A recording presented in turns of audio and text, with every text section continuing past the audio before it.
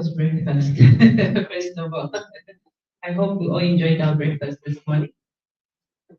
Um, Thank you for that. I think we can start now. According to the program, we're supposed to have started at 8:30, but I think we can start now, given the number of people that are going to come.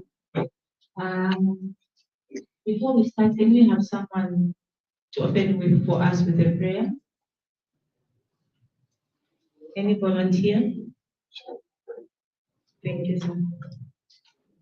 Dear great God, I want to say thank you for giving each one of us an opportunity to join our meeting and the land of people. Lord, thank you for your everlasting grace towards each one of us. Lord, we pray that as we start our program, may you start with us. And by the special grace, finish with us. In Jesus' mighty name. Amen. Amen. And thank you so much. I'd like to welcome everyone to the Transparency International Zambia launch of the powering of the Just Energy Transition JET Challenge project. The JET Challenge project, in short, is being implemented through TI Transparency International under the Accountable Mining Program and supported by the American people USA, and it's being implemented within the Zambian context. Basically, we'll be here for about an hour or 2 hours just to go through the project and at the end of it, launch the project. At this juncture, I would like to bring your attention to the program. So from 07:30 to 8:30 hours was arrival and registration of invited guests.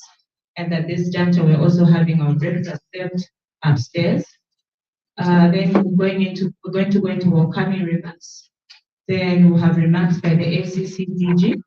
And then we'll have a presentation on the Accountable Mining Program and the USAID JET Minerals Challenge project. This will be done by Mr. Mika Agwindi. And then we'll get into panel discussions, and this will be moderated by Mr. Brian Kizonde. And we'll have a number of organizations that will sit on the panelist. Thereafter, we'll get into plenary where people can ask questions about the project and then more about the project. And then we'll have the official project launch and closing remarks. This will be done by the USAID representative, and thereafter we'll close the event. So with that said, since there are a few of us, I think we can introduce ourselves. I'll start from this end. We can we can say the organization we're coming from, and then also state the positions that we hold where we are working from. Thank you so much.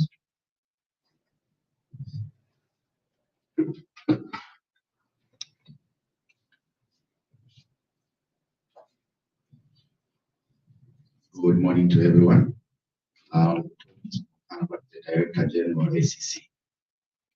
Good morning, colleagues. Maurice Nyambe from ITIZ.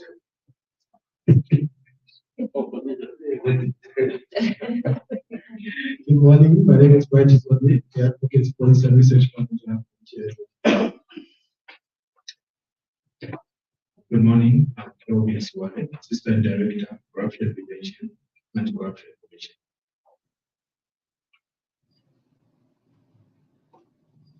Good morning, everyone. I'm Glenda Galama, Director of Corruption Prevention and Anti-Corruption Commission. Good morning, everybody.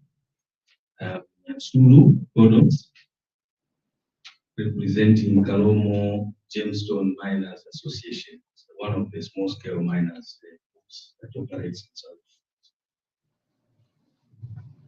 Good morning, Sopani Chilembo, CEO of Zambia Chamber of Mines.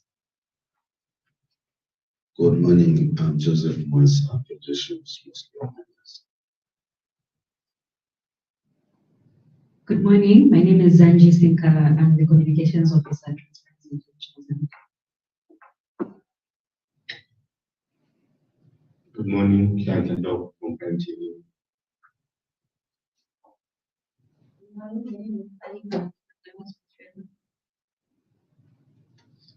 Good morning, I'm Oswald Kafonka from Brandon.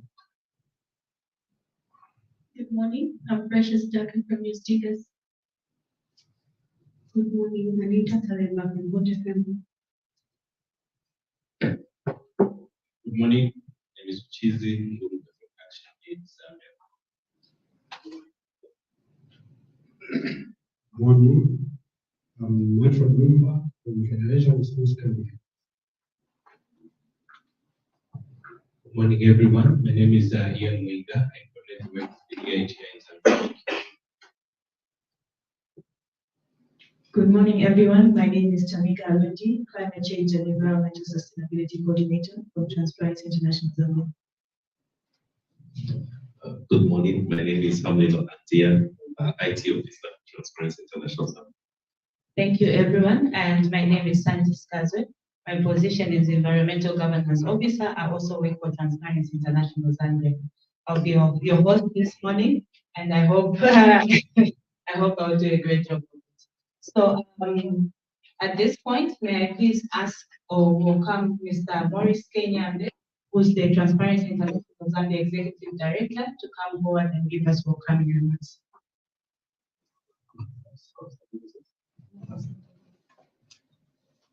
Thank you very much, Sandy, and good morning once again, ladies and gentlemen. Allow me to recognize the presence of the SEC Director General, Mr. Tom Shamakamba. Thank you for being here. I don't know if the USAID country coordinator is with us yet, probably not. But also let me recognize we had in the introductions the President of the Federation of Small Scale Miners Association of Zambia. Thank you so much for being here. When the time came for the opening prayer, I was wondering why everyone was pointing at you. But after you gave the prayer, I think I understood why. That's some very pastor-like vibes to me.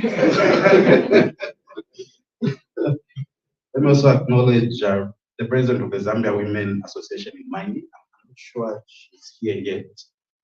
But also the CEO of the Zambia Chamber of Mines, Mr. Chiwembu. Thank you so much.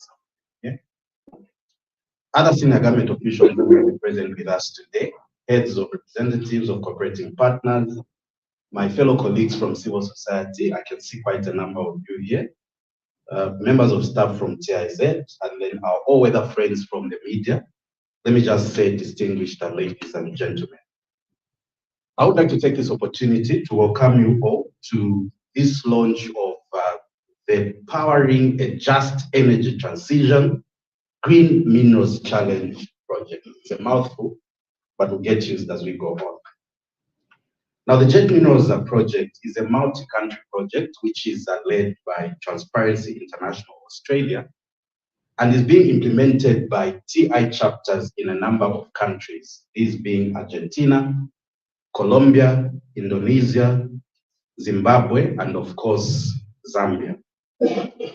The project, which is being implemented courtesy of the generous financial support of people through USAID, provides an innovative, time-efficient, and systematic method that will target some mining companies in Zambia to identify corruption risks as well as strengthen integrity and anti-corruption capabilities over the next 2 years. This will be done through, through implementation of an innovative online tool, which is called Responsible Mining Business Integrity Tool. Now, this tool will enable us with our all-weather stakeholders, such as the Anti-Corruption Commission, to address and understand the risks associated with the energy transition. And it will be implemented on the ground with companies involved in green minerals extraction in 5 key jurisdictions, as you are going to hear in a presentation that will be shared later in this event. Now, for us as a TIZ, this launch today is an exciting one because the Jet Minerals Challenger project represents the continuation of the work that we have been doing under the climate change and environmental sustainability pillar of our strategic plan. Now, under that pillar, we have committed ourselves to enhancing our advocacy for strengthened transparency and accountability in climate financing, in land and environmental governance. Additionally, our focus is on leveraging innovation and collaboration to prevent corrupt actors and elements at all levels, from siphoning of critical mineral resources that should be used for the collective benefit of the people of Zambia. This project is therefore premised on fighting corruption and strengthening transparency, accountability, and integrity in the global rush to meet the unprecedented demand for green minerals. And it therefore fits perfectly within our climate change and environmental sustainability framework. Ladies and gentlemen, under this project, engagement of the mining companies and other stakeholders will be key to building platforms for advocacy efforts that are aimed at raising standards of integrity within the mining sector. In this regard, we will, as TIZ, hold national dialogue platforms to elevate concerns as well as facilitate the participation of affected mining communities and marginalized groups to push for integrity dialogues around the corruption risks that will emanate from the implementation of the RMBI2 that I mentioned earlier. Last, but by no means least, I would like to thank all of you, our partners and our stakeholders, for your continued support to our work in different ways. And as we get into today's launch, I would like once again to formally welcome you all and thank you for taking time out of your schedules to be part of our event this morning. With these few remarks, thank you.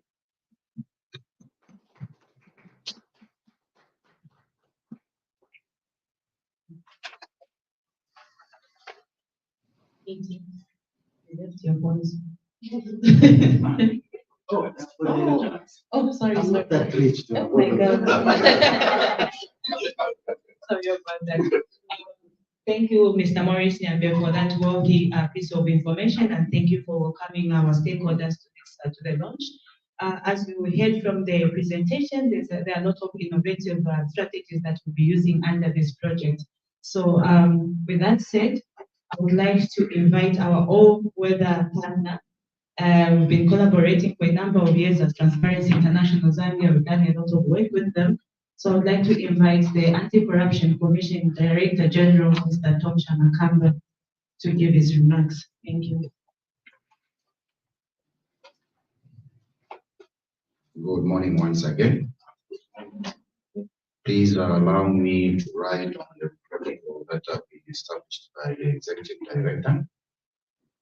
Distinguished guests, ladies and gentlemen, it is my distinct pleasure and honor to address today at the launch of the Powering a Just Energy Transition Green Minerals Challenge, in short, JET Minerals Challenge, by Transparency International Zambia.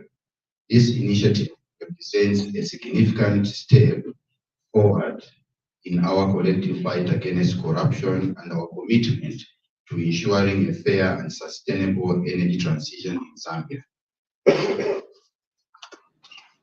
The government of Zambia places great importance on combating corruption, recognizing it as a major obstacle to development and good governance. The Anti-Corruption Commission remains steadfast in its mandate to prevent and take effective measures against corruption in both public and private sectors.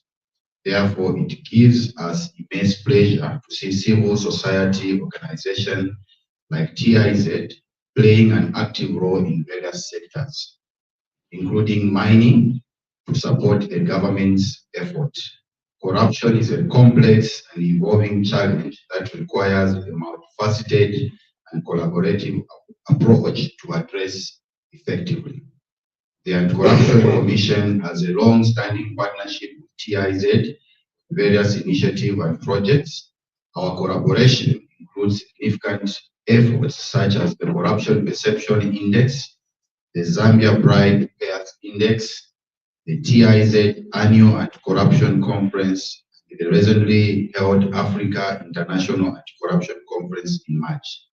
These interventions play a crucial role in holding the government accountable and pushing for policy and institutional reforms in the fight against corruption. On the 17th of May 2024, we witnessed a pivotal moment when His Excellency, the President, Mr. Hakainde Hichilema, launched the National Policy on Anti-Corruption. This policy underlines the need for an inclusive and participative approach to fighting corruption, aiming for zero tolerance in all its forms, past, present, and future. It highlights the importance of strengthening institutional capacities, coordination, and collaboration among law enforcement agencies, the private sector, and civil society organizations. The TIZ Jet Minerals Challenge Project aims to identify corruption risks and foster integrity and anti-corruption capacity within selected small-scale mining companies in Zambia through the implementation of the innovative responsible mining business integrity tool. The project will help these companies understand and address the risk associated with green mineral extraction, thereby reducing their exposure to corruption. This initiative is vital as the private sector can be both a driver and a victim of corruption. Fostering initiatives such as this can ensure that platforms like public-private dialogue forums enhance adherence to regulatory frameworks in mining rights, thereby strengthening transparent accountability and integrity in our energy transition. In conclusion, we urge TIZ to continue advocating for the enhancement of laws and regulations in the mining sector. We call upon all stakeholders present here to collaborate with the Anti-Corruption Commission in the fight against corruption.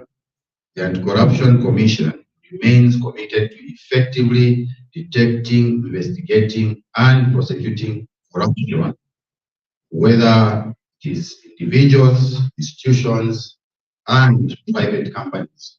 We believe that this will instill public confidence in our institutions as we are mandated to fight corruption.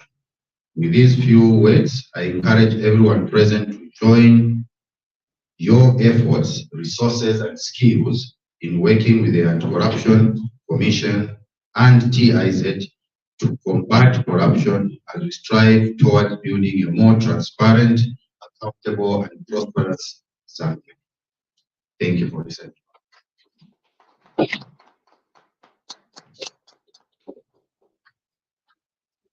Thank you so much, Mr. Tom Shamakamba. Thank you for emphasizing once more the importance of partnering together on different sectors in order for us to fight corruption in this country. There's a lot that's going on, especially this week. We've seen from the media reports a lot of corruption issues that are coming on board.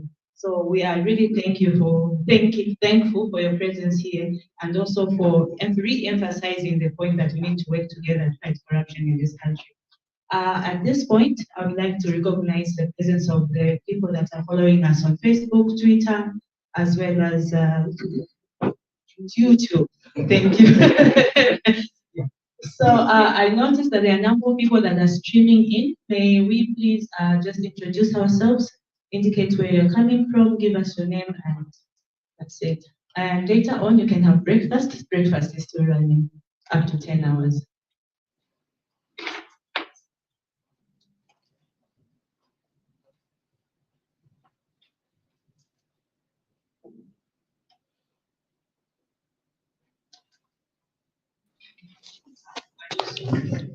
You can press on the button with buttons on. Yes. Good morning, everyone. My name is Abdul from Daily News.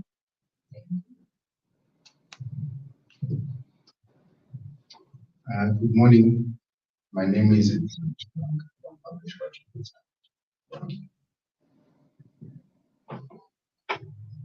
Good morning, everyone. My name is Murtalia Mbuka from Open Ownership. Thank you.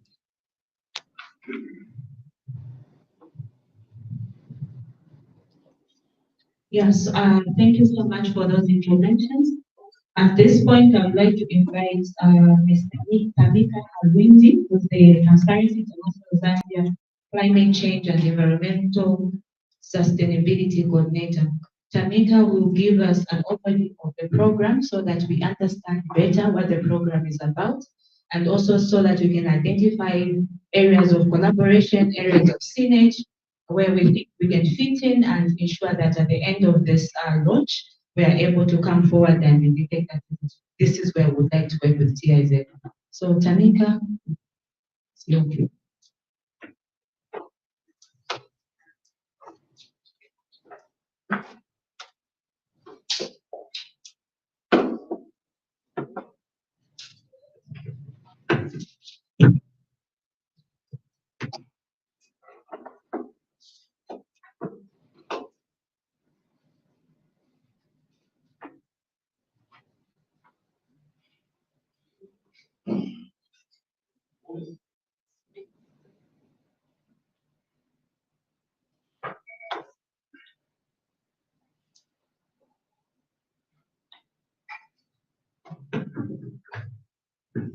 Okay, thank you very much, Sandy.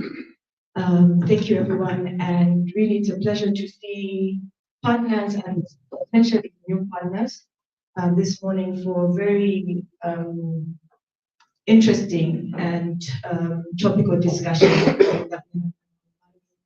and the interface with corruption. My presentation is to give an overview of our Accountable Mining Program, but also highlight how this links to the Just Energy Transition project. For that, I'll draw your attention to the slides which will aid my presentation. So our Accountable Mining Program is a global thematic network initiative, which is led by Transparency International Australia, and this has been running since 2016. So Transparency International as a movement has several what we call global themes that run across different countries, and countries can volunteer to lead such thematic areas. So that's how we have Transparency International Australia, who leads the Accountable Mining work. So the Accountable Mining Program promotes transparent, accountable, and participatory governance in the mining sector, as well as safeguarding issues to do with social and environmental interests for this generation and future generations. On the map there, you will see the spread and the reach of the Accountable Mining Program. Over 20 countries are implementing aspects of the Accountable Mining Program. Over the years, since 2016, we've been able to achieve impact in different areas highlighted there. Chapters have contributed to strengthening national mining legislations and strategies, and I think we can all agree, at least those who've been working in the sector, that mining has become even more topical with a lot of changes to laws and policies to ensure that there's improved governance, but also that communities and countries benefit. We've also strengthened global platforms for action and participation around mining. We've provided technical expertise to existing platforms, and we've also, in some countries, contributed to due diligence processes with regards to the mining sector, companies, and government. So when you look at the program's work stream, we have 5 key current streams. The first is community participation. So how we're strengthening civil society and communities participating in mining decision making. The second is environmental assessments and really ensuring that communities and citizens participate in environmental impact assessment processes to make them more transparent and fit for purpose. The second stream, which is a new one, and I think it will even grow now, is our stream for business integrity, and the reason why we're here today. So how do we support the raising of company standards and ambition and embed business integrity in the mining sector? And then the last is energy transition, which looks at how we addressing the corruption risks as a result of the energy transition. And this one, in our current context, is what you call across. So I know and I see a number of mining experts in the room, but for our media friends and maybe ACC, when you look at the energy transition, it simply refers to how globally we see a move or a shift in the energy sector from using fossil fuel-based sources of energy to more cleaner, in quotation marks, yeah, cleaner or renewable energy sources. So issues to do with low carbon emissions. So this is driving the energy transition. So as a result of the energy transition, we're seeing an increased demand for materials or minerals that then contribute to renewable technology, cleaner technology. So these materials, if you look at the mining sector, is what critical minerals.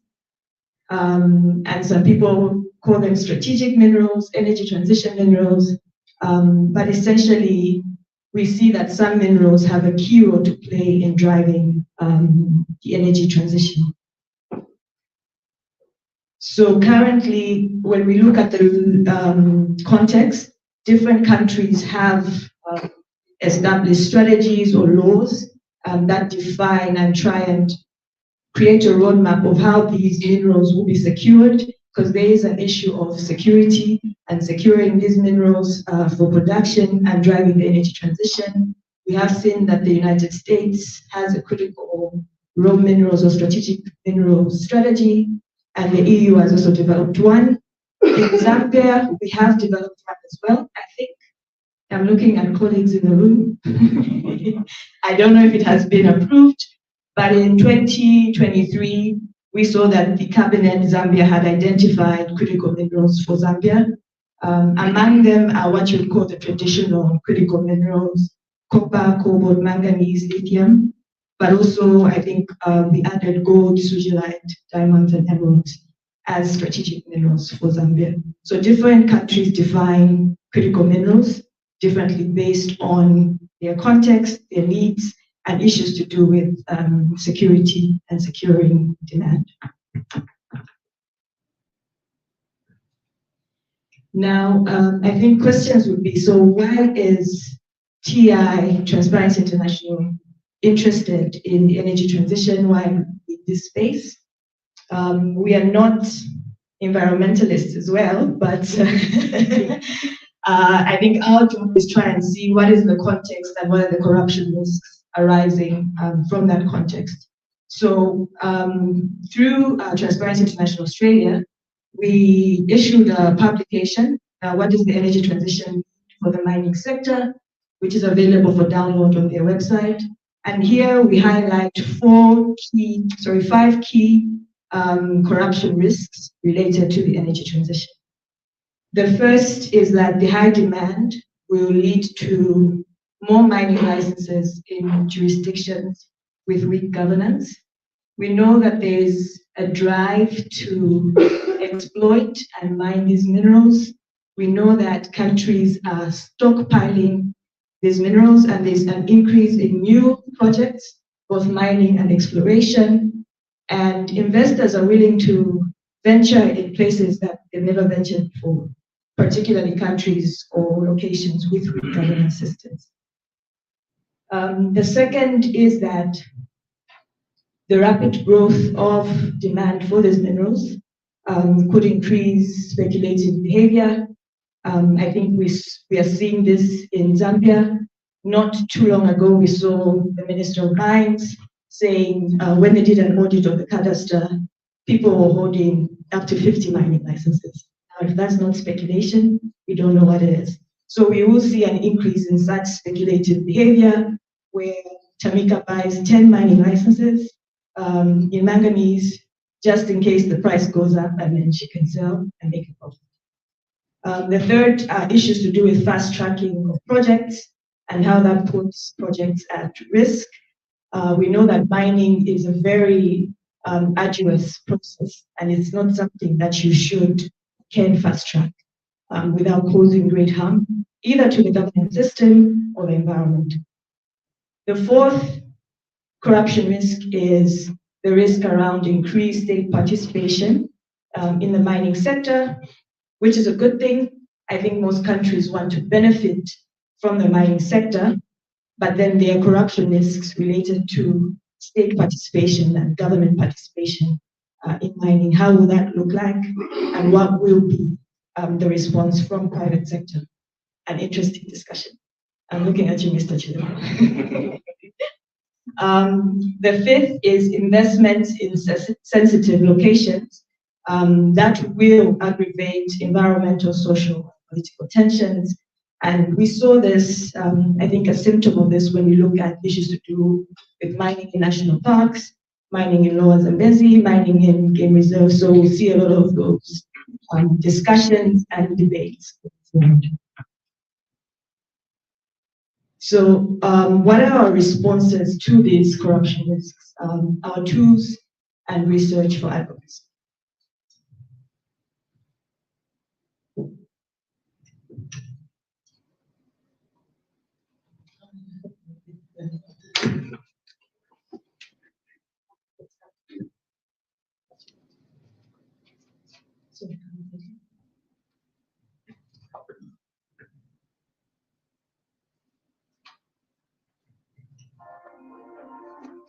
How can we keep corruption out of decisions about approving mining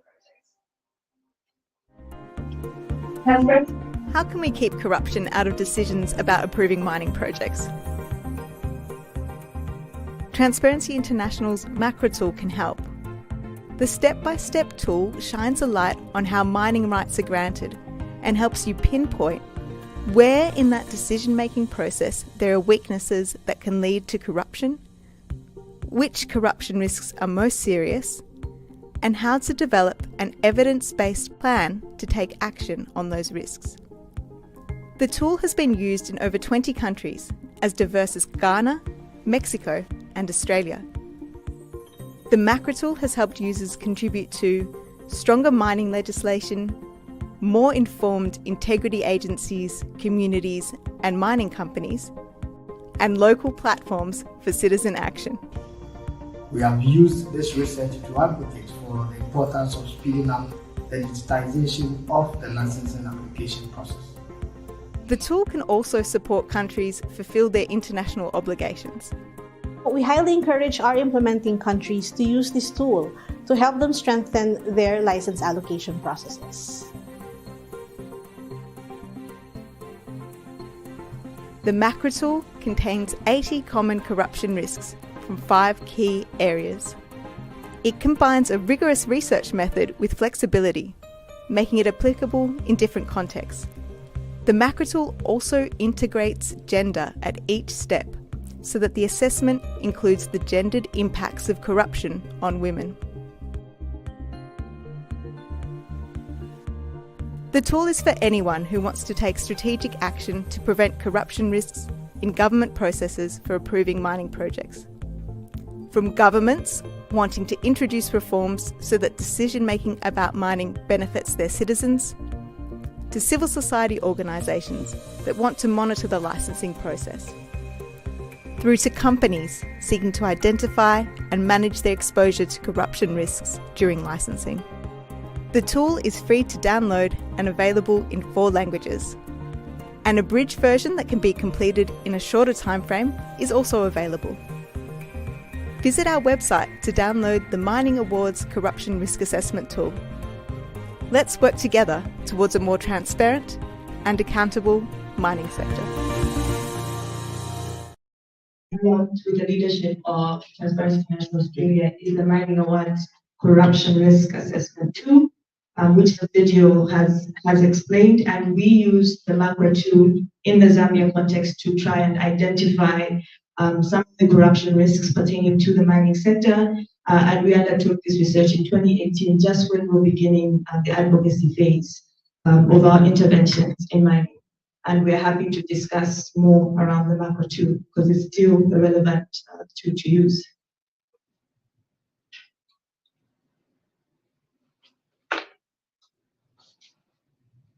The second tool is the Responsible Business Mining Integrity Tool, which has brought us here today. So the tool has over 40 indicators with international best practice standards and frameworks that helps companies identify and respond to corruption risk. So the tool helps in highlighting the most critical policies and procedures for business integrity. This is at the company level. It also provides a framework to evaluate business integrity performance for companies, and it offers practical guidance and resources on how companies can strengthen business integrity, particularly mining companies. So what is in the tool? You'll see that it has what we can call 3 modules. So it's assessing business integrity at company level, and then there's an embedding business integrity in the company, and then demonstrating business integrity. So when you go to the website and log in or register to use the tool, this is the first page that you will use. So in this example, we have Happy Gold Mining, and we are seeing that there are 3 modules. There's the assessing, embedding, and demonstrating business integrity. And this is the tool that we will be using with companies in Zambia. So premised on that already existing tool, this is now tying to the Just Energy Transition project and our response to the Just Energy Transition Green Minerals Challenge that the USAID and partners put out. So the Powering a Just Energy Transition Green Minerals Challenge was a challenge in about 2022 that was advertised by USAID with several partners, Amazon, Shatner Foundation, and BHP Foundation, challenging actors to say, how are you going to respond to corruption risks in the green energy transition? So they had 3 tracks, which people who were interested and organizations who were interested could apply for the challenge. The first is constraining opportunities for corruption. The second was to raise the cost of corruption. The third was around business integrity incentives. So you will see that our project responds to 3.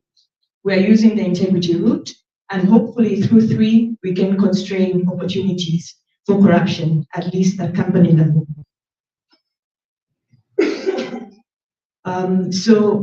As my ED mentioned, this challenge was led, at least on the Transparency International side, by TI Australia, with 5 countries, which are Argentina, Colombia, Indonesia, Zambia, and Zimbabwe.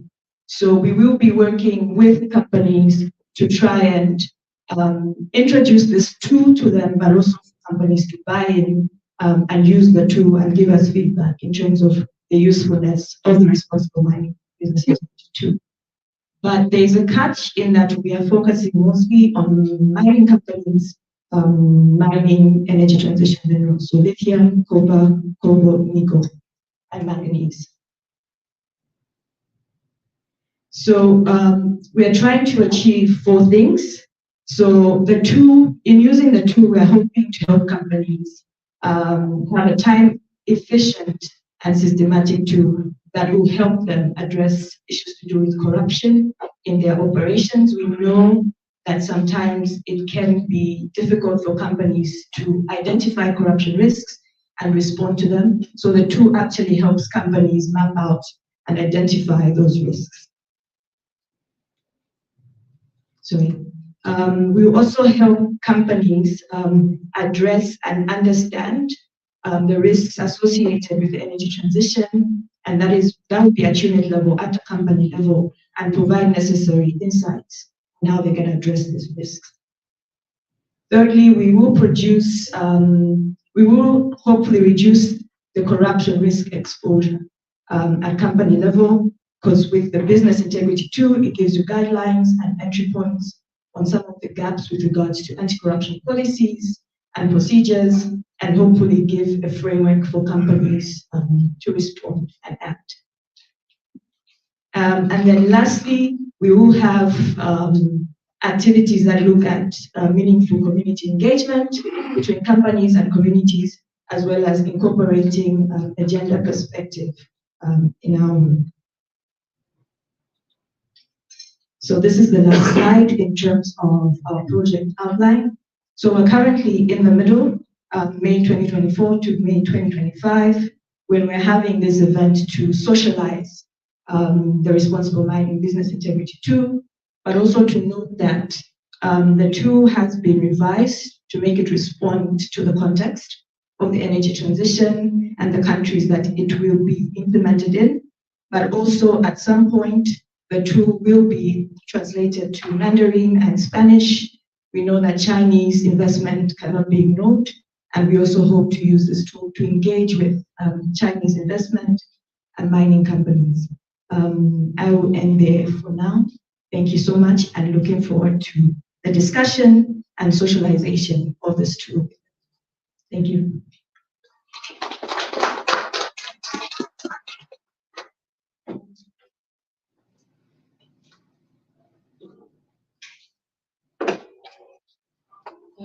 Thank you, Tamit, for that rich presentation, which highlighted the key aspects of the JET Challenge project. I think she really gave a very good presentation in terms of what CIZ's role will be in terms of the JET Challenge project. I think most of us have looked at the corruption risks that were highlighted and where we can come in and play our various roles in this project. Also, I noticed that she really labored on ensuring that she explains exactly what the green energy minerals and critical minerals are in the country that we need to focus in, and also ensure that these are being put to good use, and also ensure that we prevent corruption in that aspect. So she also shared the tools, the macro tool and the RMBI tool. So the RMBI tool is the tool that will be implementing under the JET Challenge, and this will be our key aspect of the project. Allow me once again to recognize our online participants. These are from X. Initially I said Twitter, but I don't think Elon Musk will be happy with me. Yeah, we are used to X. You know, we are used to Twitter. It's been hard to shift to X.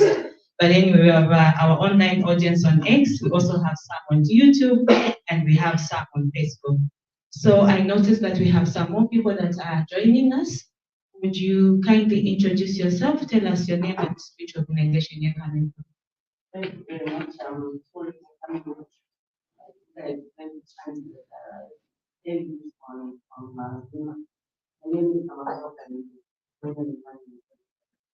Thank you so much. You're welcome to our launch. So at this point, we'll get into our panel discussion, and I think this will be a very interesting session of this of the agenda. We'll be looking at business integrity for a just energy transition in the extractive mining sector. To guide us through this process, may I please invite Mr. Bright Chizonde, who's the Transparency International Advocacy Policy and Research Manager. Bright.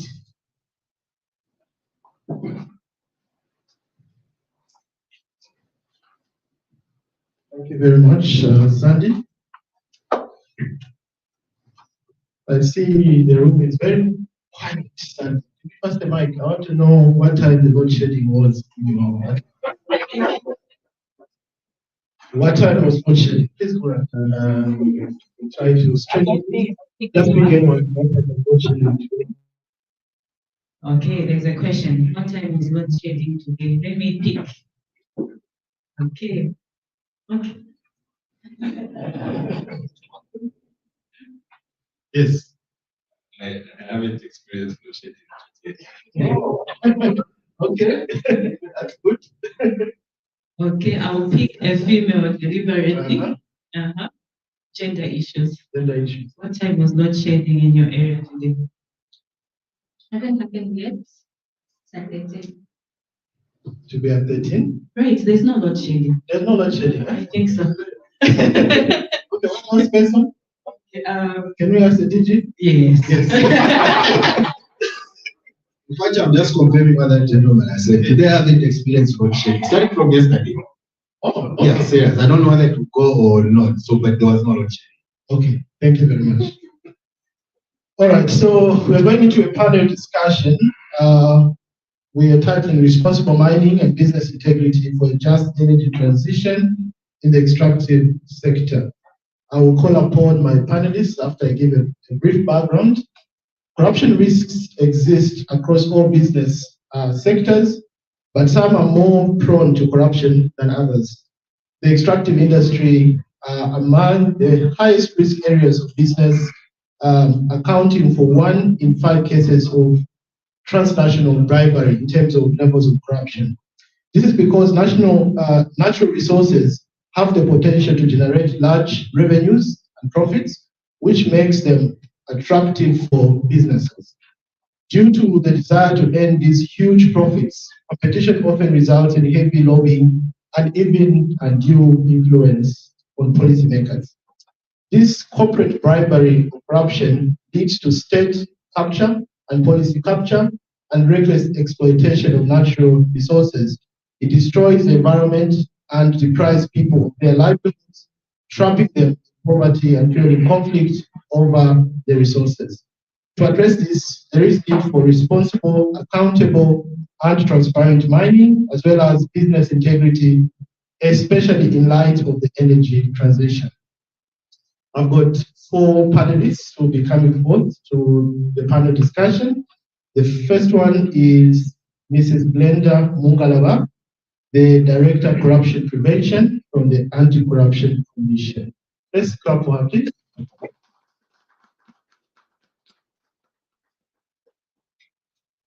The second panelist is Mr. Ian Winga, the National Coordinator of the Zambia Extractive Industry Transparency Initiative.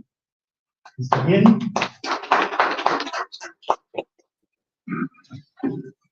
We also have Mr. Joseph Mwanza, the President of the Federation of Small Scale Mining Association in Zambia.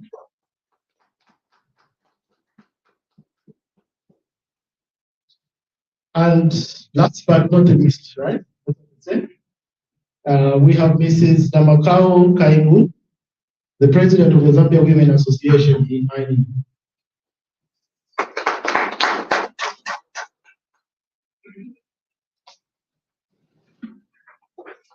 Okay, so this is a panel discussion. I should sit as well, right? So as you got me with the mic, over to the speakers.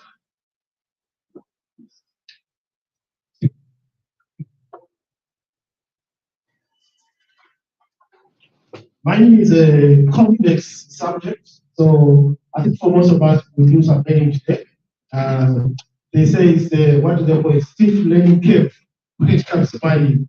And so I think we'll try to do some learning. Let's start off with just defining some of the key issues we're looking at today. So I'll go through my panelists for just simple definitions.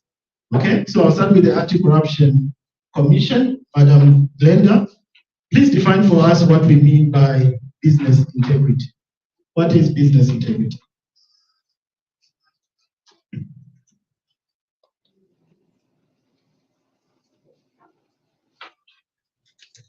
Hello. Okay, thank you very much, Mr. Moderator. In defining business integrity, first of all, maybe I should just say integrity is integrity. Whichever angle you want to look at it, whether from the business perspective, religious perspective, from any sector of life, integrity is integrity, and is doing the right things at the right time, even when nobody's looking. But when we come to business, if I want to narrow it down to business, I understand business integrity to be businesses conducting their business in a way that is transparent, in a way that is accountable, and putting in place in all their operations systems that will ensure that they have right policies, rules, and regulations to guide their business. And also they should have integrity-based mechanisms put in place which take care of now compliance to these rules and regulations, because it is pointless to have rules and regulations when people cannot adhere to them. So we also need to have in our businesses mechanisms to ensure that the users of these rules and laws have got the integrity to adhere to them, or else they become pointless. So to build business integrity also has principles that they're supposed to follow. They should have adequate controls. They should have adequate reporting mechanisms to ensure that those who are not complying are reported to relevant authorities or to people who can do something about it. That is internal reporting arrangements and also external reporting arrangements. And external, that's where we have institutions like ourselves. When businesses are not conducting their business in the right way, organizations like Anti-Corruption Commission should have a way of getting this information to them so that they also enforce the laws that are available to ensure that everybody is conducting themselves the way they are supposed to conduct themselves. Now, I don't know where you are going with your questioning, but I would also want to, I just want to also put attention that for businesses, it is important that they know even what is available for them to enhance reporting mechanisms, for instance, in their organizations. We've been excited the past few months to announce the online whistleblower system that we have implemented as ACC, which makes it possible for anyone, anywhere, to report malpractice, misconduct, non-adherence to rules and regulations to the Anti-Corruption Commission so that we can take action. So in a nutshell, business integrity is about having rule-based mechanisms and also integrity-based mechanisms. That is an infrastructure to ensure that there's integrity in the organization. Okay, thank you very much. That's very comprehensive, okay, by definition. Let me turn to Mr. Ian Winga. So I'm still asking just questions. Definition. What is the energy transition and how does this relate to beneficial ownership transparency? Mr. Ian. Such a difficult question. I'm trying to. Yeah, so maybe just to extend what we have heard from Linda, this sector is actually filled with a lot of information. But you realize that beyond information, this sector also requires a lot of data, understanding of data. And in this case, numbers.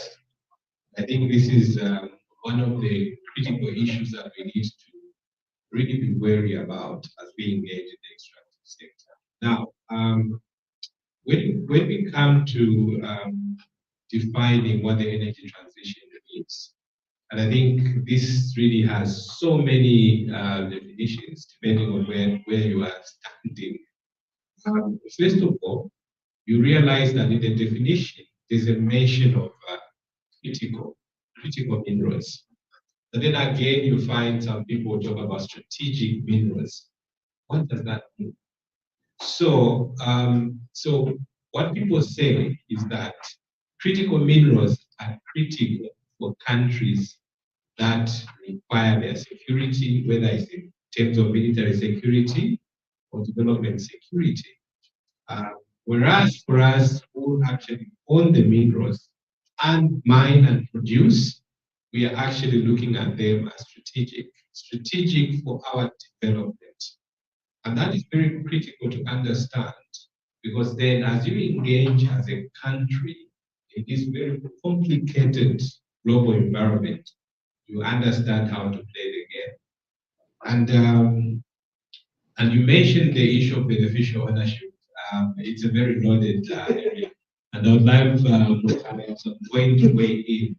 But in essence, what we are looking at is who actually ultimately owns, whether it's a company or it's an asset. Now, I'm not talking about shareholders or people. I'm talking about bone and flesh, in human beings behind these assets. And I think one of the questions I always challenge people is that we've been mining over 100 years in Zambia. Do we actually know the human beings who own the investments that are in Zambia? say for example, randomly pick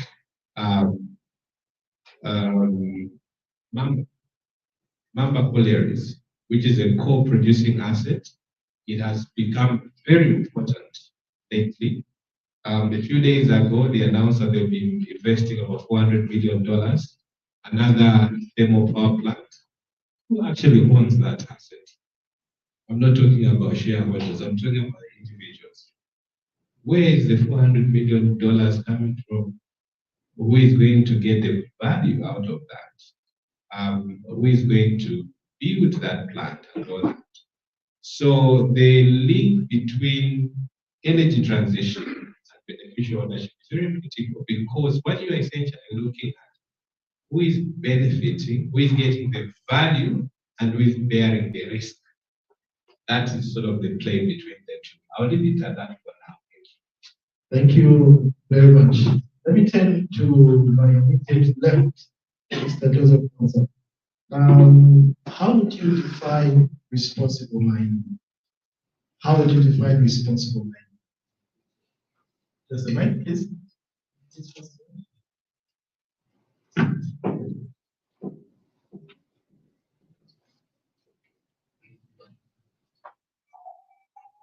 How would define responsible mining? I would say it refers to the practice of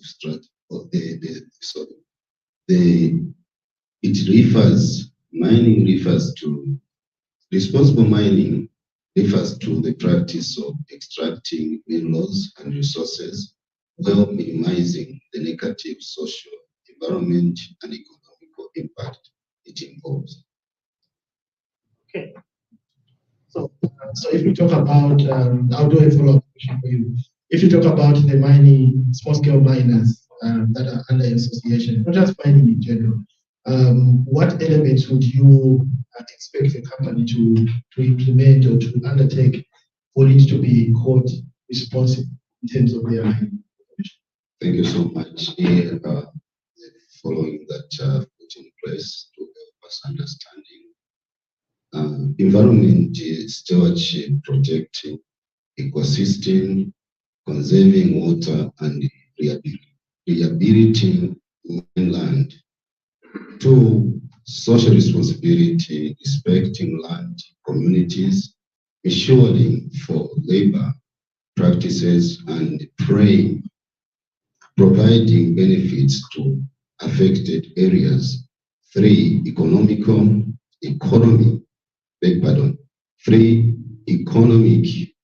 viability, ensuring long-term sustainability, generating economic growth, and contributing to the national development. 4, transparency and accountability, open communication, compliance with regulators, and accountability for actions. 5, health and safety, prioritizing the well-being of workers, communities, and the consumers. And I would say that some of the companies, sometimes they don't respect local communities, and some they do. So also it's very important that as people conducting their activities in any area that they may find the mine, it's also very important that they respect the local communities. Okay, thank you very much.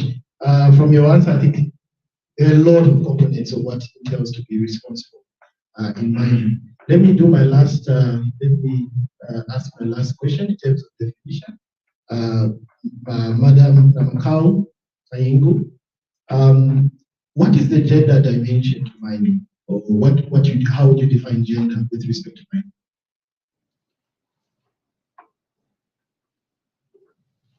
Thank you very much.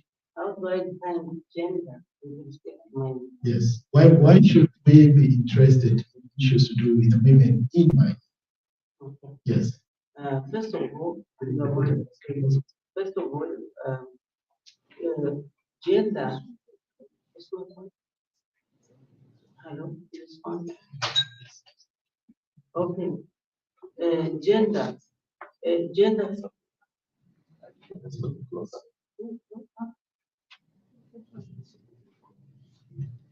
Just hold it closer to your mouth. Yes. Okay, gender is male and female. Historically, women were not allowed in mining. Even the ILO Convention number 478, I'm not sure, did not allow women to go underground. And I need to check to find out whether it has been silently or is still there. But now women managed to break it ground and got into the mining sector, where they are performing very well. So taking it back to those laws where women were not allowed, and now women are doing their best in the mining sector.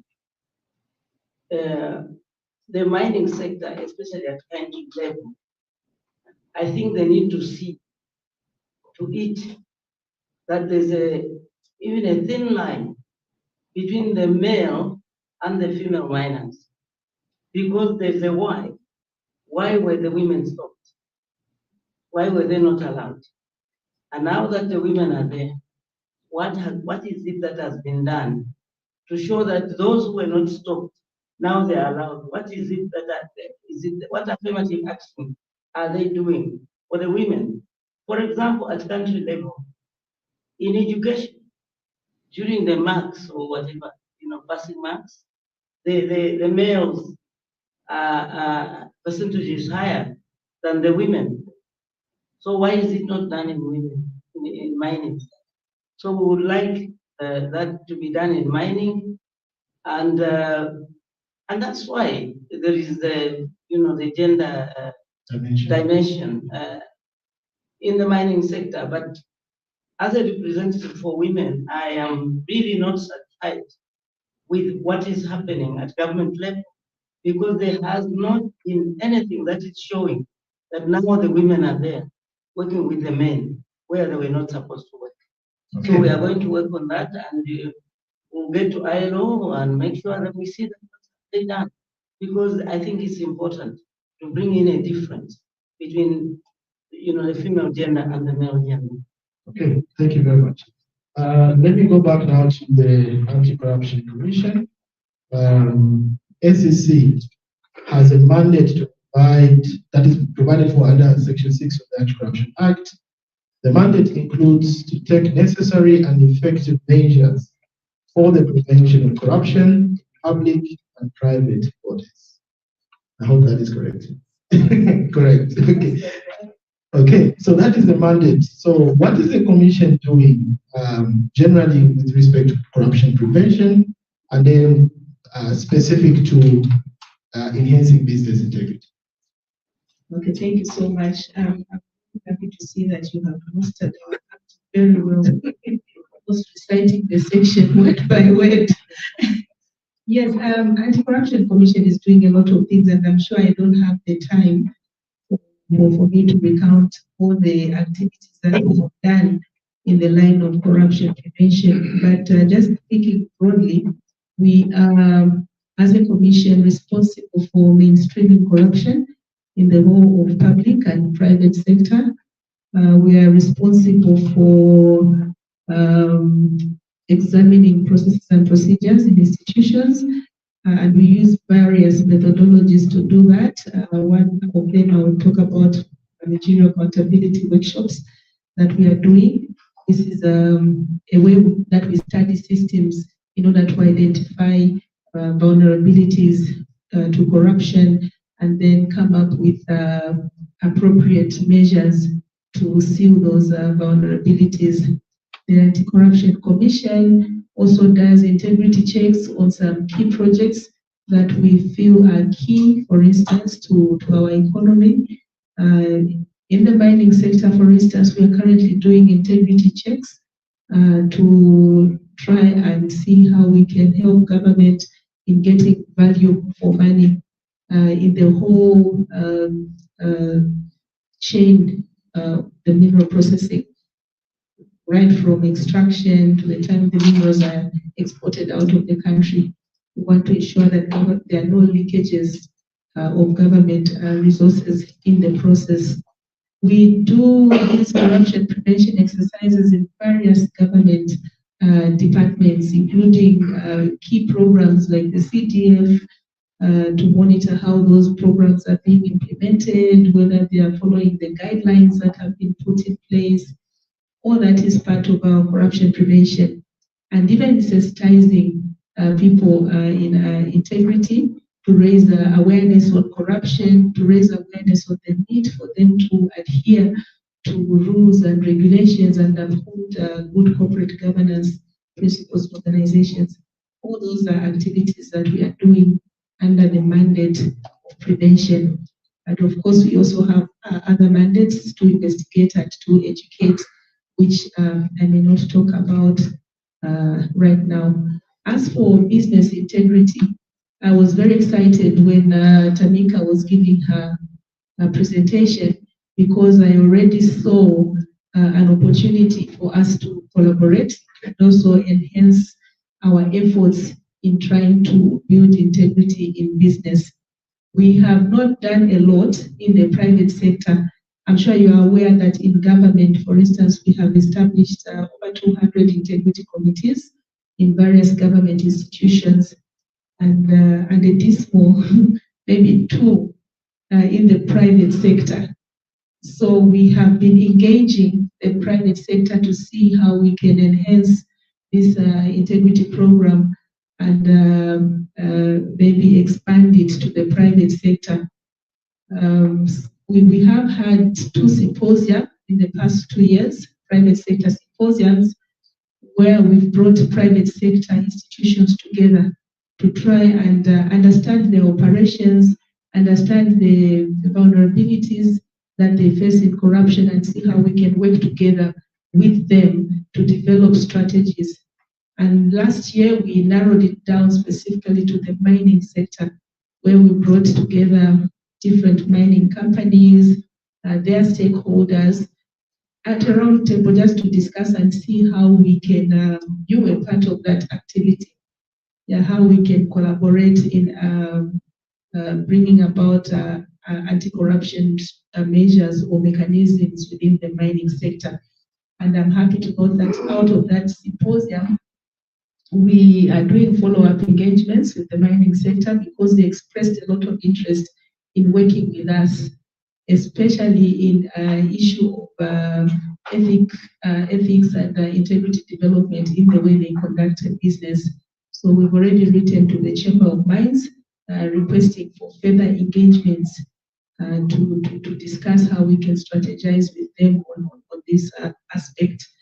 So in a nutshell, right, for business integrity, or should I just say integrity in the private sector, it is work in progress. It's work in progress, and we are happy to work with you, especially with the business integrity tool that you have talked about. We feel that would be one way that we can, enter the public sector, the private sector, for instance, to understand their vulnerabilities and to understand what kind of interventions we can put in place. But what we can appeal maybe to the private sector is to try and adopt the model that we are using for government. For instance, we know it might not be appropriate to all business organizations, because they are varied in size and purpose, and so the model might not work as it is working in the government. But if we could, at the minimum, at the barest minimum, identify responsible individuals, personnel, or units, could be a unit of 1, 2, 3, or a department, depending on the size of the organization, identify that responsible person who will collaborate with Anti-Corruption Commission, with government, in ensuring that we conduct these anti-corruption activities in the private sector. I think that would be our aim. And once we achieve that, we'll have achieved a lot in implementing anti-corruption strategies in the private sector. And I would want to engage you further as TIZ on how we can work together on the business too that you have talked about. I think it will take us a long way in building integrity. Tamika, have you heard that is a policy commitment? She is willing to work with us on it. Okay, take note. Mr. Mwinga, let me come back to you. I think there's a question that may remain in most people's minds when we are talking about the private sector. The outcome, the results that the SEC have scored with respect to integrity committee, she has alluded to 200 in the public sector, 2 in the private sector. There's an issue behind that. Yeah, so I think the question I'll ask is, why should the private sector businesses, which are profit making, be concerned about transparency issues and integrity issues, and trying to adhere to these international standards? Yeah, I think it's really saddening to hear that's into private players. Because as you probably know now, the global markets actually driven by good information. Companies that are playing by the rules tend to borrow at very good rates, and also it essentially means that whatever they produce is received by the consumers, favorably. And I want to probably at this point also indicate that perhaps as part of this project, we need as a country to advocate for mining companies to belong to the Chamber of Mines, for example. Because then, if we have an umbrella body where we can engage, and I heard the anti-corruption is already engaging with the Chamber of Mines, I think it will go a long way. Because if you look at the companies that are actually under the Chamber of Mines, they are literally listed companies, most of them, they play by the rules. But the ones that are not part of it are probably not listed and high-risk companies. And in most cases, we don't even know what sort of business they are doing. And they are beneficial owners to add to that. So I think this is very critical. Just one other thing I wanted to sneak in, Bright, is that I think we ought to begin to think beyond extractives. We also need to think about value chains. Not only supply chains, but value chains. Remember that the critical minerals actually being mined to build value chains, either within the country or global value chains. What do I mean by this? If you look at, for example, the MOU between Zambia and DRC, the aim is to build precursors, components that eventually manufacture either vehicles, windmills, and so on and so forth. And then we also have corridors, like the Lobito corridor now, that has become very popular. But we also have other corridors that have existed as supply chains. We have the Dar corridor, we have the Kolwezi, Kitwe, Lubumbashi, the Durban corridor. So within there, we need to situate these risks, look at the risks downstream, beyond mining. How much of the copper that is mined, actually refined, smelted here? When it is smelted, how much of it is actually consumed locally?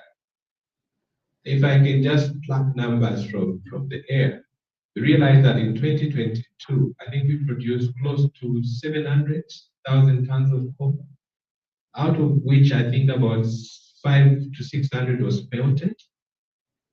Further, I think only about 350,000 tons was refined to cathode. Out of the 350, only I think about 16,000 tons was consumed locally. So you can see already that the downstream value is not going up, it's actually reducing. So within there, you find there are also risks associated with beneficial ownership. If you look at the consumers of that copper domestically, are they even Zambian companies? Or who are they? So there is a lot to talk about around business integrity. And I argue quite strongly that we need a formal institution like the Chamber of Mines, where these companies can be found, can be traced, can be engaged. Without that, you'll have a problem of actually multiplicity of agendas, to the extent where now we are looking at convergence, whether it's in the law, policy, where we can actually engage at that level. So I thought I could raise these issues beyond just extracting. We need to have an eye on value chains, value addition. The EU now, under the Critical Raw Materials Act, are talking about value chains. The Americans, under the Mineral Security Partnership, are talking about value chains. I'll leave it at that. Thank you. Thank you very much. An interesting idea I think came up when I was attending one mining forum, where they were talking about possibilities of labeling minerals as responsibly mined. Okay? Of course, for diamonds, for example, because what you're trying is to influence consumers at the other end, right? Because for private businesses, most of them, the inducement for them to be in business is profit. So what happens when you induce consumers that consumers are actually going to only buy responsibly mined or avoid, like for example, conflict diamonds? So is that a possibility that we can be thinking about in terms of putting a standard on some production of some minerals to say these were responsibly mined? What do you think? Absolutely. I think it goes without mentioning. And I think in the presentation that Tamika had, there was a standard that was referred to, the ESG. Remember that ESG looks at the environment, the social, and the governance. Within the G, which is the governance, that's where you find aspects of corruption. And I think that standard effectively is a pricing mechanism for risk. Whether your product will be priced out of the market or it is going to be accepted. And I think that really should be the common denominator. Having a standard that ensures that a jurisdiction like Zambia is actually valued at another level. We are talking about a jurisdiction like this one, which is land linked. We can easily actually have contagion from other jurisdictions if we are not able to pride ourselves away from others. For example, how much of the minerals that are processed in that actually come from jurisdictions that are tainted? Yeah. We can't even trace. And you mentioned about the issue of responsible sourcing, yes. Whether it's in ASM or in large scale. But I'll also sneak in another issue. We do have an online portal at the ITI, and I think at some point it can be shown, where all this data is actually available. And we in this era, you cannot exist away from the data. The data informs policy, it drives markets, it drives a lot of things. And added to that, we are also requiring companies to disclose emissions. How much of what they produce really are producing an effect on the environment? You will find that data on our portal very soon. So really, it goes without mentioning that a standard predicated on a credible institution, for example, like the Chamber of Mines, very, very useful. Because we can now hold accountable a group of individuals that we can see, not people that are obscure, hiding behind opaque, arrangements where we don't even know the beneficial owners. And even when anti-corruption engages, it becomes impossible to actually trace these individuals because some jurisdictions do not even provide the information that they need. Okay. Yeah. Thank you very much. Let me turn to Mr. Mwanza. What are some of the main challenges that are being faced by small-scale mining companies? And then I'll do a follow-up in addition. Do these mining companies consider issues to do with corruption? Let me have the mic.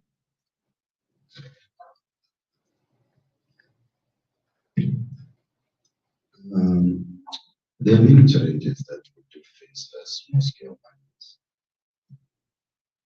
One of the biggest challenge, which I would say major challenge, that even now is spending most of the small-scale miners have failed to overcome is a lack of machinery, lack of financial access. Accessibility is not there. So most of the miners, they find very difficult to do their businesses because they have no access where to get the finances. Actually, it's not even there. If you happen to go to any bank and apply for any kind of soft loan, most of the banks, they say mining is a risky business or asset. So because of that, they are not willing to give some soft loans or any kind of funds to the mines. This is one of the biggest challenges that we are facing, and it's quite difficult to overcome. And another thing is that, to have production, you need to have machinery.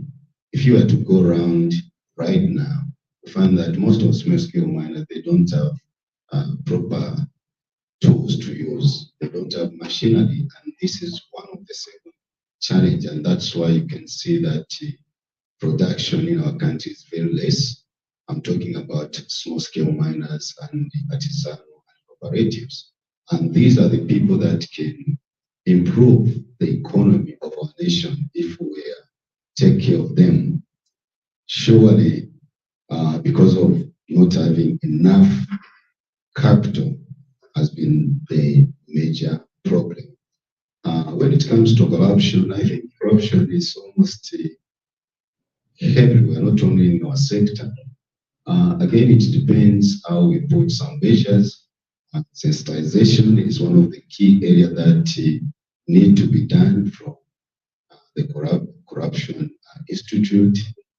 If they can begin to sensitizing the miners throughout the Zambia, throughout 10 provinces, I think we'll see corruption being reduced. Because most of the people, especially in the rural areas where these mines are found, they don't even understand what it means when you talk about the word corruption. Yes, corruption, one may understand it in a different way, but when you look at the actions, it's very different. I feel that we need to have too many workshops so that people, they come to understand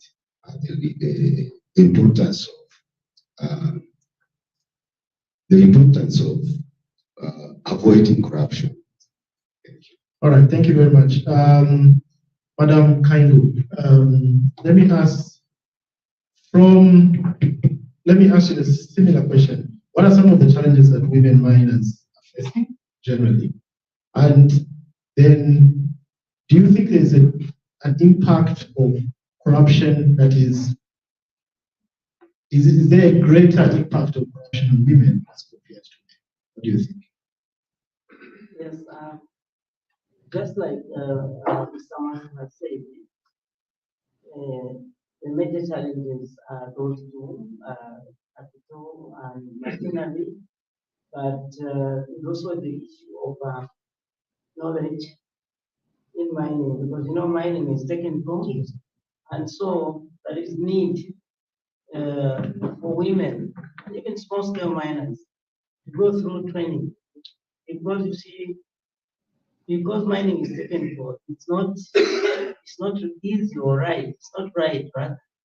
For small-scale miners or women to just go outside there in the bush and then they start digging, trenching, digging and opening. Because even pit opening also needs to be trained. Because you need to know how to open the pit, you need to know how to bench it, you need to be taught how to create a ramp. So if you're having small machines, you need to know how to, where you can dump your overburden, etc. Yeah. And the other thing is you need to be taught how to do mine planning, because you have to plan your mine. And also even the issue of I call it rockmatics.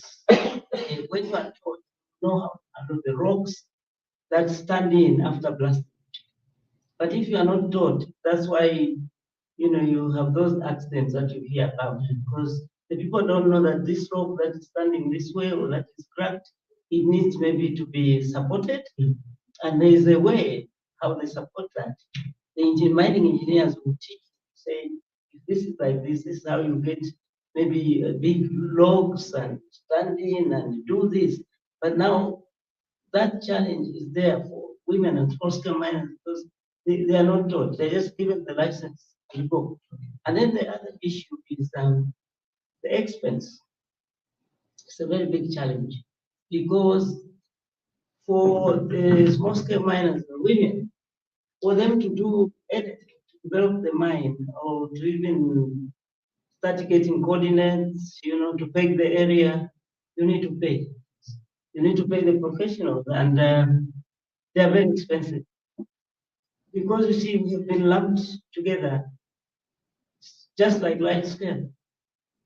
There is no difference. For example, even at Zema, the charges are so much, and small scale miners, women small scale miners, and are failing to work.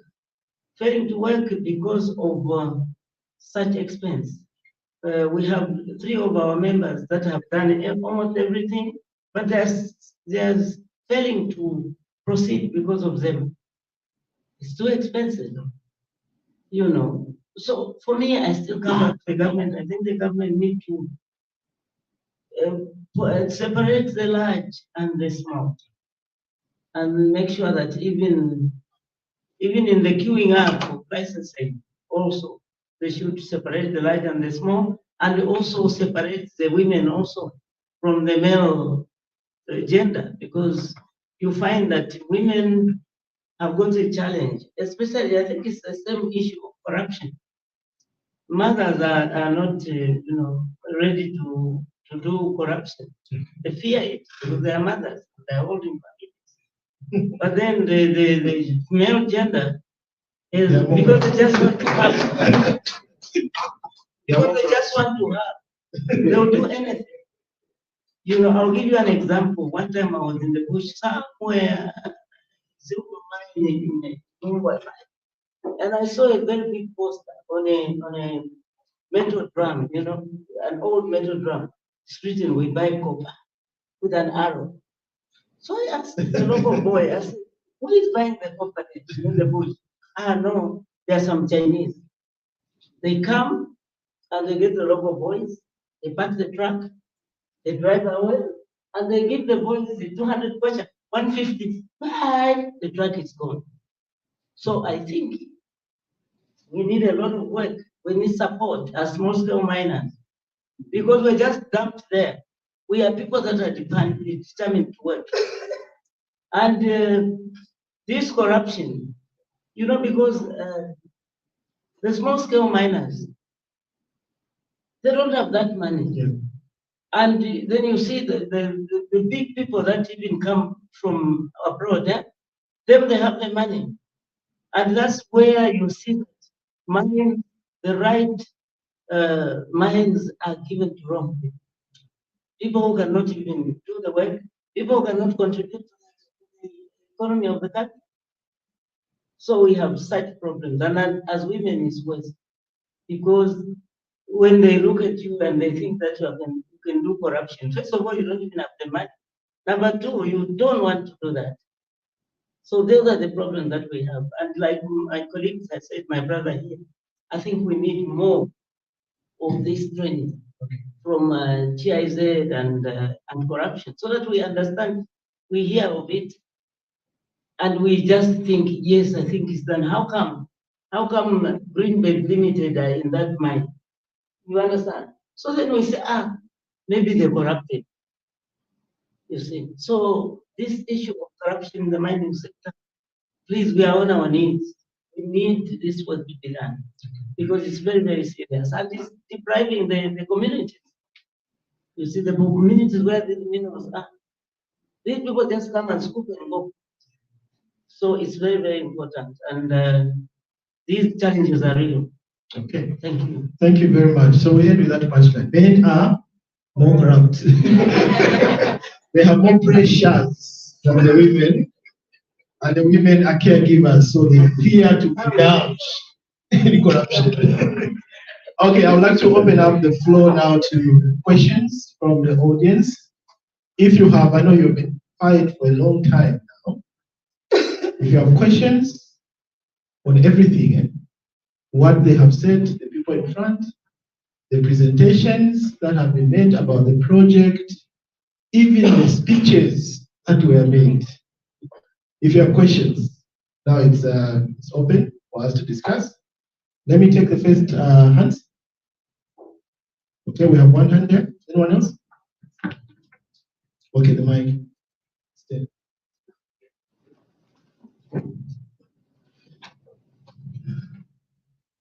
We have one question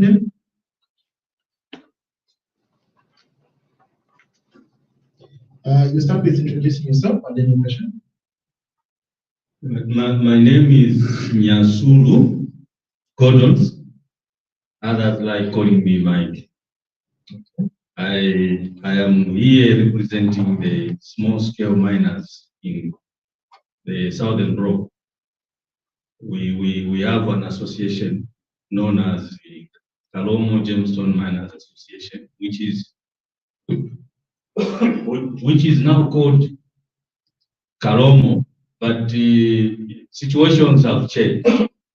That mining block initially was in Kalomo, but with the Gazette, we find ourselves in Zimba district. Okay. But you see, in consultation with the mining office in Choma, we were advised you cannot change the name because the product that came from this area has a name, and the world over knows about that name. And so if you begin to say Zimba Gemstone Mining Association, they won't know you. So I think for the time being, let us retain that name. Anyway, I just wanted to clear that issue. But I want to contribute. Okay. Much as we complain about resources as small-scale miners, I feel that whilst we look at the positives, we must also look at the negatives. Yes, I do agree. Training is very cardinal. We need it. And I think our area is one that has really appreciated the training that was done by TIZ. Of course, we requested through TIZ that we needed to have that training. Most people don't know what is supposed to be done. They have formed so many cooperatives, but even with cooperatives, some of the cooperatives don't have areas where to work. There are no mines. And so we are still having to deal with this situation of cooperatives. And so far, the mining licenses have yet to be. One aspect in our area that could have contributed is the discovery of the lithium. Because most cooperatives and other small-scale miners applied to mine within the boundaries of the lithium discovery. So 2 months ago, when the team visited us from the ministry, all those were advised to reapply and move away from the boundary of the lithium. Now, the most critical situation that I look at myself is that some of the problems that we are facing at small-scale miners are problems that have been created by ourselves. Why do I say so? We had a situation where at one time, some international organization offered us loans, as the small-scale miners to try and improve our production. But I think we messed up that thing, because it is us who, after receiving the money, did not invest that money in the mine that was supposed to have been done. Most people that received that money went and started marrying other wives. Others came into Lusaka from rural areas to come and enjoy life. Now you see, the organization that gave that money meant it to be a revolving fund. The first group got the money. Once that group had applied that money wisely and returned back the money, then the next group was going, it was going to be a revolving issue. And I'm sure even now it should have been there. But you see, that excitement of money is what killed us. So yes, we do need resources, we do need equipment, but I think apart from that, we need training much more than the resource to begin with. Because if people want to be tailored, to want to be trained to tailor their resources to the projects that they are meant for, even if a bank gave you money, you will still not manage. So we need to be helped on that aspect. All right, thank you. Thank you so much. Very important points there. Agreeing with the need for training, as well as training in mining itself, and also training in issues to do with corruption, as well as maybe some need for financial management skills. Anyone else with a question? We'll take the second hand. Yes, thank you. Thank you very much. I'm Sokwani Chilembo from the Chamber of Mines. I was very interested to read about the macro presentation. Because right now, as an industry, we are facing a very big challenge. The draft legislation that is under consideration is sent back to Parliament after consent due for a stakeholder comment.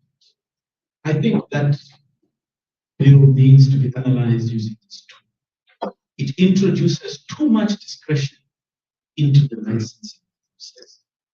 And there are new elements within it, such as the fact that the state can take a stake in any exploration license. That stake is indeterminate. We don't know whether it's 2% on a Friday, it's 5% because they're blue suit. We need to have that clarity about that and other elements within it which diminish the stature of the single mining license regime as per the Business Regulatory Act. So we strongly urge that this be done, because if it's not, what happens then is that when there is this uncertainty perceived in our licensing processes, and when laws are introduced which are likely to have to be rehashed, redone in the short term, this introduces policy and regulatory instability, for which Zambia is so famous that the cost of borrowing money in this country is higher than borrowing money in the countries around us that are facing strife and countries around us that are in far more difficult circumstances. So it's a key concern. This instability is why Zambia has failed to attract investment into mining over the years. And unfortunately, we hold the record for changes in mining policy. It looks like we are, rather than slowing down, we seem to be set to accelerate and put ourselves way above the rest of the world in terms of policy and regulatory instability. Because to fix this draft act is going to require the issuance of multiple statutory instruments, which means our laws are going to be changing by the month. And that will again make us the most unstable jurisdiction in the world in mining. And we cannot afford that right now. If you look at where we are 80% up on prior year in copper production, despite very difficult circumstances. Our country risk premium is growing thanks to the debt resolution. Our ranking in international fora, like the Fraser Report, investment attractiveness, we are now third in Africa. Things are going well. And I don't think it's something we should treat lightly. And that macro tool needs to be applied to this new bill. And I think it will become very apparent that it introduces a lot of discretionary risk that will compromise our country's reputation and ability to attract export. Okay, thank you very much. Tamika, that is an appeal to the project to use a macro tool on the new legislation that's been drafted. I'll let you respond after the last question, feasibility of that. Maybe you also need to contact TI Australia. The last question, then I'll let my panelists respond to any of the questions.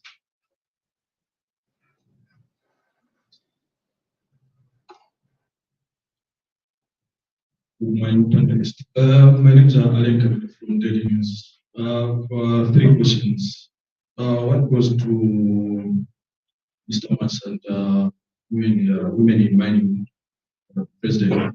I want to find out at what percentage are we in terms of women participation in the mining sector, and also how much SME is contributing to copper production, because we have that target of meeting 300 tons. 300 million tons. And also, the other question is, I wanted to find out anti-corruption and ACC. We have seen that a lot of international mining companies are coming in and taking up mining places. So I want to find out how much are you doing to make sure that engaging the Ministry of Mines, that local miners are participating in this production. So how much are you doing as ACC so that there shouldn't be too much high corruption in the country? Okay, I think those were two questions. You said you had three questions, right? Okay, there are three? The last one was not meant for us. The Okay. one that the international, how much international companies are taking? It's for. Okay, okay, the chair of international small scale miners. Okay. All right, so let me allow the panelists to respond to some of these comments and specific questions. Okay, I will start with the first one because it's for women. The percentage, I think in the small scale mining, I'm not very sure, not accurate, and that's why we need all that assistance for us to be able to work and find out what in the mining, the women in mining. But I'm thinking maybe close to 2 or 3/3 of the activities are for women in the country. Okay. And the government we want to answer it. Yes, Mr. I think there were significant comments on before you go to the 3 million one, there were comments on the financial discipline among small scale miners. There are two categories. Yes. The European Union gave the Ministry of Mines to give the small scale miners, which was about €20 million. That money we did not get from the people who were responsible to give the money. We tried to get the money in form of soft loans. Unfortunately, the conditions that were put in place were hard for each and every person to get some funds. And what happened, that money, it was just misused. We never got any money. Maybe 1 or 2 people got the money. Then secondly, it talks about revolving funds, which were initially initiated by His Excellency, the late Patrick Monawasa. Each mine, those who applied, and one of those who applied, they were given 50 million, quite by then. 50,000 now. I got 50 million by then. Being a person who's very much responsible, the records are there with the Ministry of Mines. I paid 65 million. So it means I gave them 15 million as extra. So that shows that there are, of course, some of the people who are responsible when it comes to do business. And based on what I've done and the evidence that is there, it shows that not everyone is careless. There are, of course, some people who are responsible. And, getting 50 million and paying 65 million, that is enough evidence to say we can still get money from anywhere and pay back. Okay. Of course, there were some who got the money for some reason. They did not use it nicely. And some is because the money was not enough. So I would say that it's not that people who are in miners or small-scale miners who are in this industry cannot pay in case they get the money. They are able to pay, some of them, and some of them, of course, they may not be able to pay for some reason. So I would say that we are very responsible people. All right. And secondly, about the 3 million tons that the government expects to achieve based on the years that they have put, I would say that any country should have a target. It's very important as a country and also as a business people to have a target that you'd like to achieve. So what the government did is that they just gave us the map and what they expect. Now, it's up to us now to begin to think how we can achieve that target and how we can reach to that level, because it's not easy in a country to get the 3 million tons that has been mentioned. There must be a lot of plans for us to achieve that target. It means that we have to combine between the large-scale miners and small-scale miners. Now, when you look at small-scale miners, there are very few mines which are working. So that also gives us an insight that we should come up with mechanism which can help the small-scale miners to begin to work. They should be in operation in order for them to help to beef up the quantity which the government wants. Otherwise, if we are just to make that decree without looking at the present situation, then it may be difficult to achieve the target. Otherwise, looking at all the minerals that we have within Zambia, we can achieve if the stakeholders, including the government, can come together and plan properly. That is not something that would fail to achieve. We can achieve. Okay. Thank you very much. Because of time, I would like to close it here. We already.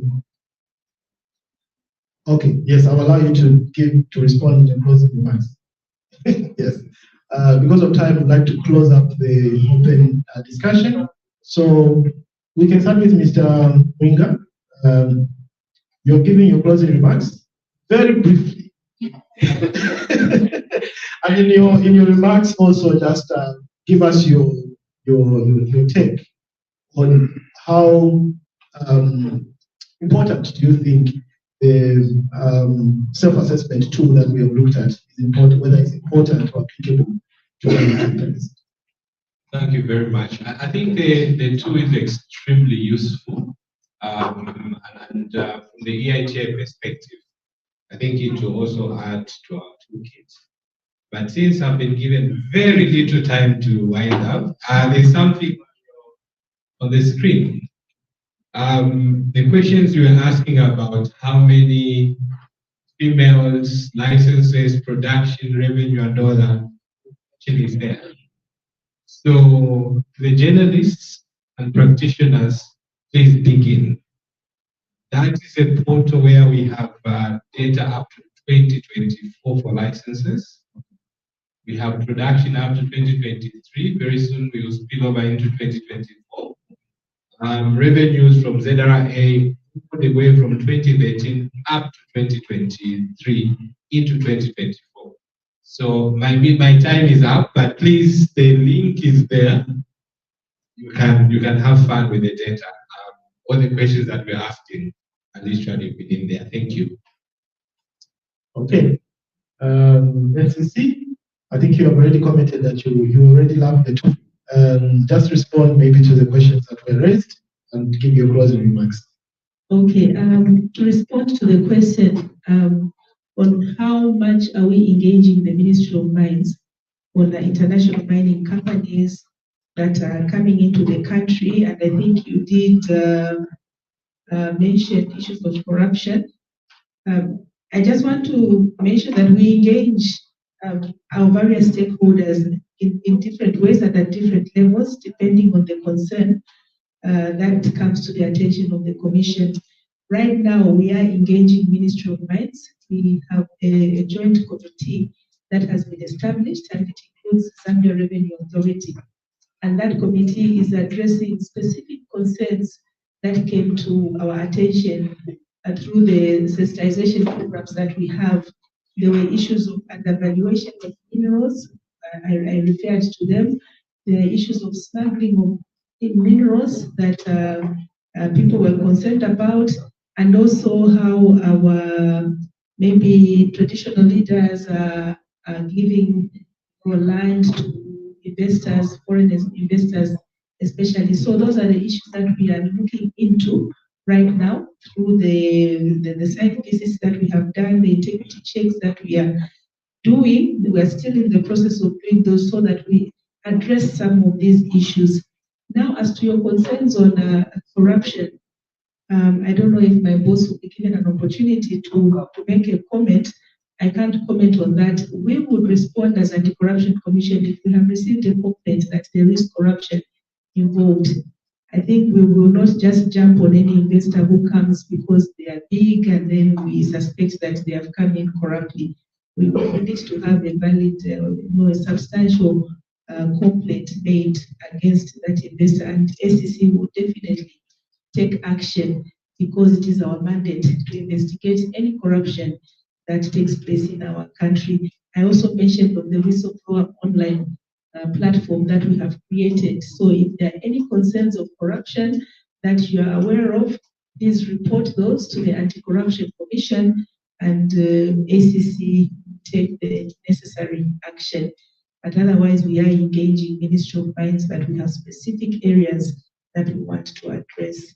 And then just in closing, I think the whole project TIZ is a very interesting project, very important for our economy, because responsible mining and business integrity is what we need if we are going to see a just energy transition in our country. And there's need for leaders in this sector as well as government to prioritize people in all the activities that we do, prioritize sustainability of our environment. And this will require that all business practices are done in a transparent and accountable manner. And further, we also lobby for collaboration with Transparency International Zambia and ourselves and other stakeholders indeed that are involved. Anti-Corruption Commission is ready to collaborate with all players in the field to ensure that the right things are done, that we have a sustainable energy transition. Thank you. Yes, Madam Tengu. Okay, thank you very much. First of all, I would like to thank the organizers, GIZ, and mostly the funders, Australia, USA, and for having engaged the artisanal and small scale mining and mostly the women to be part and parcel of this, because we really need this information. We're just hearing about it, but now we are happy to be part and parcel, and we are looking forward to working with you. Thank you. Thank you very much. Those were the best Thank you. Mr. Watson. Thank you so much for giving us this great opportunity to be among the people that are here. We appreciate your invitation. We hope and pray that we work together to advance the cause of our nation and also would like to make with the anti-corruption so that we reason together. Of course, we work with, sometimes we share notes with Mr. Chilembo, the chambers. I think you are also giving or refusing in some points that are so great. So for Transparency International, you are doing a very great job. It's my prayer that you continue because your input and just to invite each one of us and accommodate us, it's enough evidence that you would like to see a better Zambia from today and many days to come. Thank you. Thank you very much. Those were very wonderful closing remarks. So that's it in terms of the panel discussion. So on the panel, we had Mr. Ian Mwinga, National Coordinator for the Zambia Extractive Industry Transparency Initiative. We had Madam Glenda Amungalaba, Director, Corruption Prevention and Corruption Commission. And we had Madam Namakau Kaingu, the President, Zambia Women Association in Mining. And then we also had, just on my immediate left, Mr. Joseph Mwansa, the President of the Federation of Small-Scale Mining Associations in Zambia. So that's it. Key takeaways, we have a tool that we are going to be implementing around small-scale miners to enhance business integrity. It's a self-assessment tool that they will use. They'll be able to identify the corruption risks, vulnerabilities, and then take action with respect to those risks. I'd like to hand over now to Madam Sante. Thank you very much. I deserve a clap also. Thank you very much. Let's clap for our panelists as well as they go to it. I think we need a better clap for the panelists and the moderator that was leading this discussion. Please.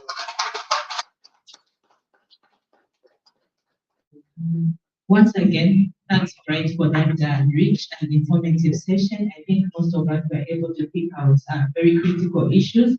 It was very diverse in nature, and there were so many issues that were coming out. So at this point, I would like to invite the Executive Director, Transparency International Zambia, together with the Director General ACC, to launch the project, to officially launch the project.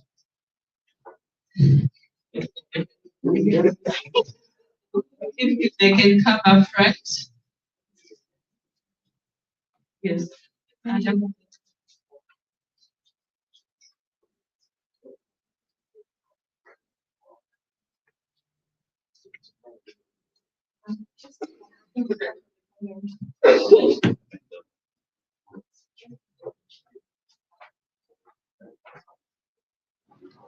Good morning once again. May I also thank the panelists for their contribution. Please, may I declare that it is now officially launched.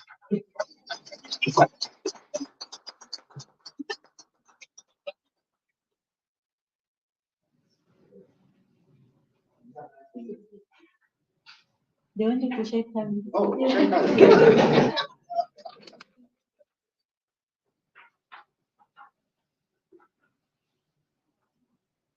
Okay, thank you so much. May I now invite Engineer Sokwani Chilembo, the Chief Executive Officer for the Zambia Chamber of Mines.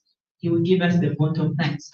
We're supposed to have a USAID or a USAID representative. Unfortunately, they were not able to come. So kindly, Engineer Sokwani Chilembo, do us the honors of closing the launch.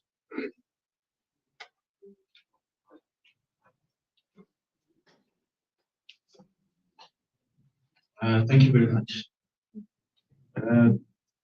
Mr. Executive Director of Transparency International, Mr. Shamkamba, of the ACC, President of the Federation of Small-Scale Finance, President of the Mining, ladies and gentlemen. It gives me a great honor to be here to give this vote of thanks. It's very worthy work that Transparency is doing. We struggle with transparency in our processing in the country, reporting, which tends to give mining in general a bad name. It's always operating under the radar. and therefore not contributing what it should. Tools like this will enable that image to be reversed and increase the contribution of the sector to the treasury. At the same time, will also enable us to do our work in a safer way. As we do this, the contribution of Zambians in the sector will go up. And I think this is all very necessary if we are to proceed with mining in a way that will be sustainable, not only for the businesses that are already here, but also for the businesses that are to come, that will be owned by Zambians and eventually become national charities.